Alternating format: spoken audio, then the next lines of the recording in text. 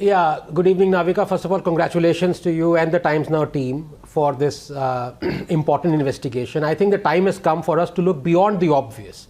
And, as far as I'm concerned, there is but one foreign destructive ideology that has wrecked every land it has reached the shores of, and that is communism. And all these stock exchanges and brokers now being unearthed gain from this FD.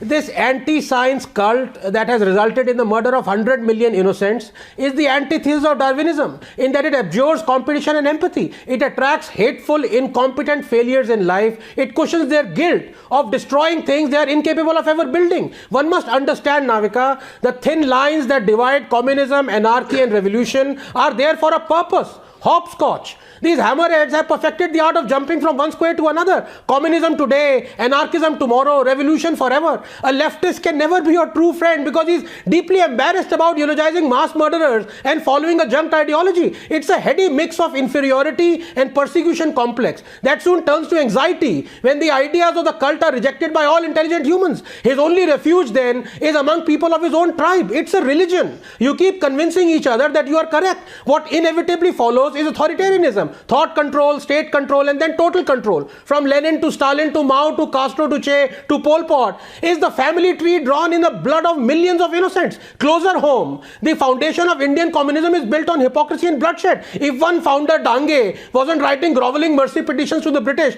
to get himself released from prison, another founder EMS was screaming, he will wreck Ambedkar's constitution from within, from prohibiting anyone from organizing blood donation camps during 1962 Indo-China war, to passing a resolution hailing the Tiananmen Square massacre in which 10,454 innocents were ruthlessly murdered, to perpetrating the brutal Marichapi massacre of 10,000 Dalits, to now zipping up their lips, even as China, their widowed father, now that USSR is dead, has interned 105 million Muslims in concentration camps. 1.5 million Muslims is orchestrating their systematic rape and torture, jailing hundreds of Muslim writers and journalists, imposing forced mass sterilization on them, feeding them pork and alcohol, but not a word. Navika, 20 seconds. No wonder Dr. Ambedkar said, quote, the theory that communism and free democracy can work together seems to me to be utterly absurd, for communism is like a forest fire. It goes on burning and consuming anything and everything that comes in its way. It is absolutely impossible for me to keep relations with the communists. I am an implacable enemy of the communists, unquote. There is no cure for this foreign destructive ideology called communism, Navika. It can only be defeated through herd immunity. But then I want to ask you, Dr. Anand Ranganathan, is there anything to differentiate between the communists in India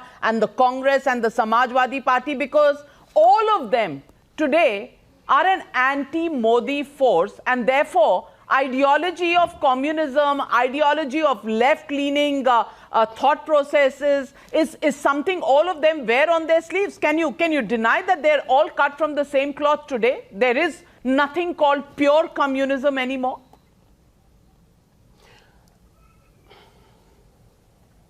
As I said, Navika, it is a game they are playing, and this game is that, Stapu you used to play, hopscotch. That is what it is. These squares that used to define communism, anarchism, socialism, all these things, they've kind of blurred. They are jumping from one to another just in order to destabilize this country and see that when India fails, they can say Modi has failed. That's all there is. Mr. Ghanshyam Tiwari.